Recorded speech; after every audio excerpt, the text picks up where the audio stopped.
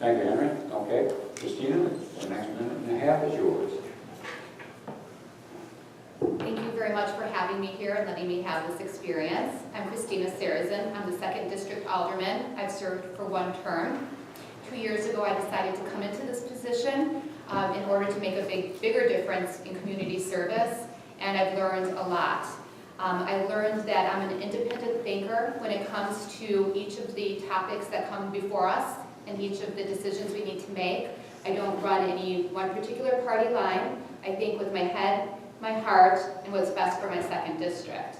I'm also a fiscally responsible candidate that always looks to try to reduce where we can and not spend where we don't need to.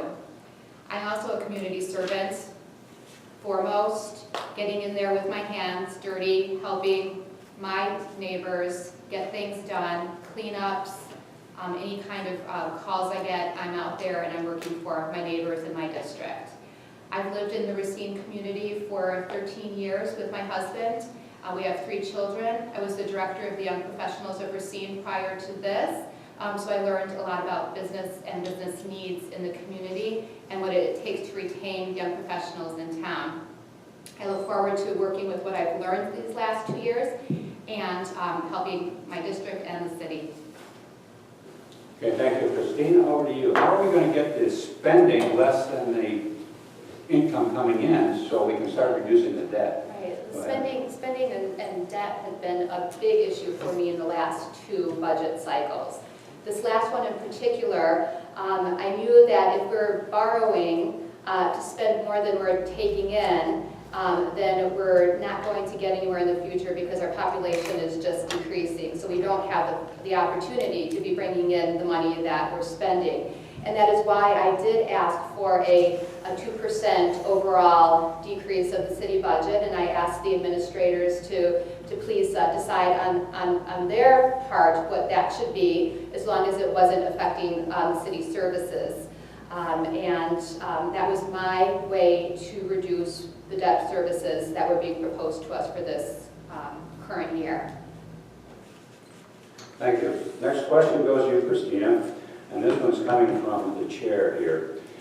You did a very interesting thing during the budget process. You suggested a 2% across the board cut. I'd like to know two questions, two things with regards to that.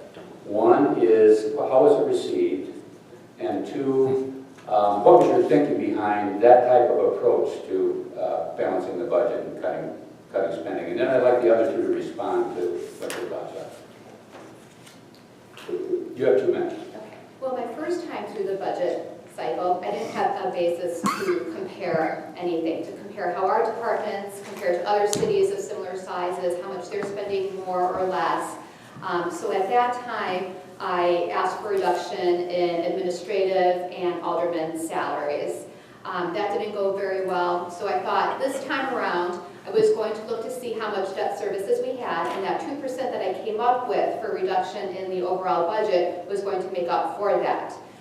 Again, it wasn't taken very well. After some debate, I even asked for a 0.5%, and still there's no budging, and so it didn't go through. What was the second part of the question? Well, you kind of approached it there. What was your thinking? What was your philosophy in it? The other was how it was received. Well, my philosophy is that there are areas within the budget that can be cut. I don't believe that everything is as dry as it can be, or as squeezed as low as it could be. I think there is some extra fluff, and I think that there is ability to reduce at least 2% without having serious service cuts, and that was definitely one of my restrictions. It was without the service cuts. That would just be the type that we would say a fire station was going to get cut with the 2%. That would not be allowed. So that was my thinking. Okay, thank you. We're going to jump to you, Krystyna. 1 minute. Okay. Thank you. I see the biggest obstacle in transportation is the challenge of the time and the distance between our city and the interstate. I would like to support the busing system currently, but I think that they need to be thinking of a a 10 to 20-year plan in the future and how things are going to be changing with technology. We're looking at driverless cars coming up in the future. The concept of shared rides has already started in Milwaukee. We need to be planning for the future of transportation as we start to phase out what we're currently using. But it's very important to have public transportation for our residents to get to where they need throughout the city and throughout southeastern Wisconsin. Thank you. Christine, over to you. 1 minute. Your thoughts. Well, I was definitely against the remodel of the third floor. I voted against it. I didn't care where the money was coming from. If you're in a situation where you are cash-strapped, you don't renovate your home, and I wouldn't do that in the city as well. I wasn't told what the ROI would be on it. How long would it take to pay off this investment with whatever they're doing? Hard for me to believe that streamlining of processes really go along with renovation of a room or a floor. So I, from the beginning, was very against this. I thought that it could be something that was done in the future when there was more money available, and I don't think it showed a very good sign to our community who's suffering with money right now. Thank you. Okay, thank you. Get on to the next question. We'll start with you, Christina, for 2 minutes. Health savings plans seem to be working in the private sector to provide employees with the same health coverage at greatly reduced prices. Should the City Council investigate this possibility for all city employees? I think health savings plans are great, and I think they put more responsibility on the employees to make wise decisions with their health and their health care spending.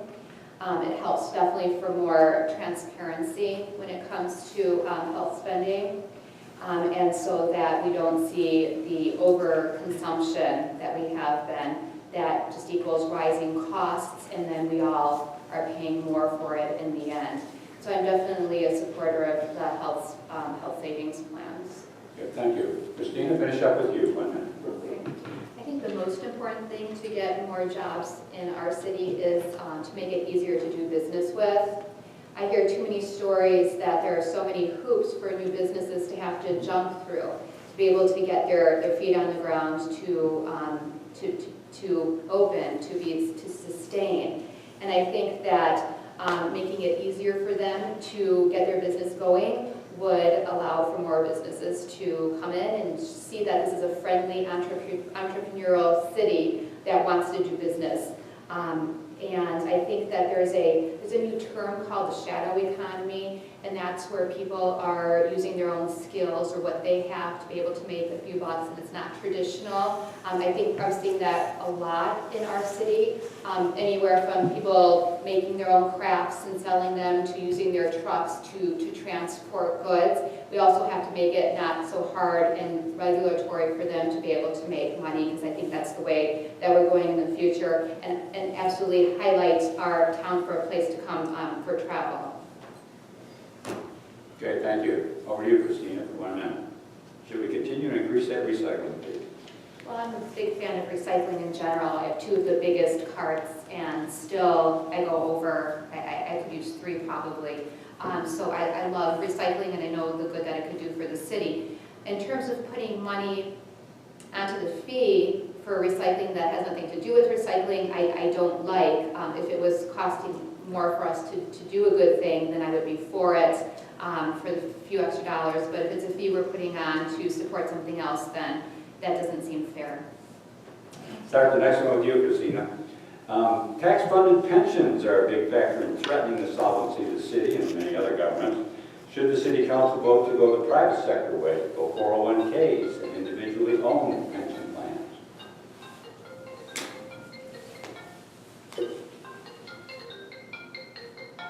Oh, musical intervention here. Get started.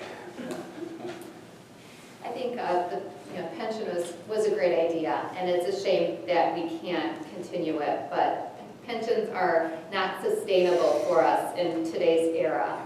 The 401k solution is definitely more sustainable, and there's ways for employers to get creative on how they get their employees to take advantage of it through matching, through all different types of schemes.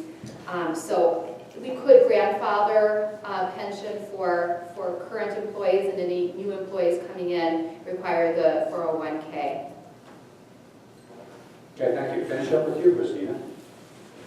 Thank you. It's been detrimental to us for sure, and beyond what the two gentlemen on either of my side have said, I would say similar remarks, and I wouldn't have any more to add than what they have already. Okay, thank you. Okay, thank you. Krystyna, what's your thoughts? 1 minute. I also think that the mayor has come too much to rely on the administrator, who is working full-time. I think if the mayor took on more responsibility on the day-to-day and the department oversight, we wouldn't need a full-time for both of those positions, and I would even say part-time for the administrator position, who currently is very knowledgeable on everything that he needs to be, but I think that we could do without. Okay, thank you for that. Maybe Krystyna's 2% will still see some air in some daylight. Yeah, go ahead, Krystyna. Finish up on this last question. Exactly. These guys have been doing great. These have been tough questions, and you guys have been facing them. That's good.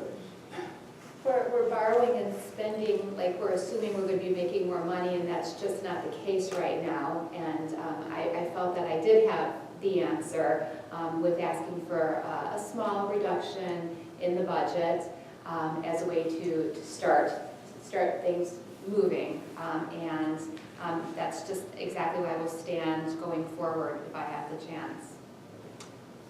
Thank you. Krystyna, you're next. 1 minute closing. I think the city has to be open to looking at statistics of how other cities are operating and looking at department by department of other cities that are similar to us and see benchmark, what are they doing well, where are we spending less, where are we spending more, and be able to work leaner and better. It's the way that our corporate brothers and sisters have been doing for years now to be able to make it through this economy. I want to say that in my position, I don't have any further political aspirations, and it's just my hope to work for my district and the city. Thank you. Thank you. I want to thank you all for coming.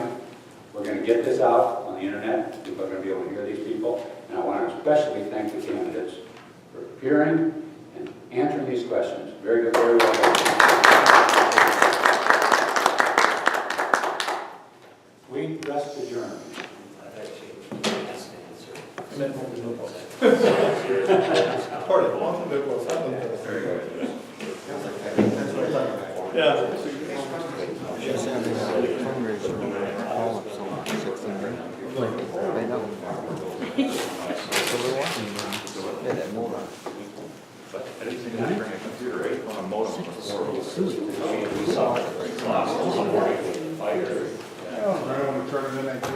Yeah, I'll go with it. I'll go have a beer.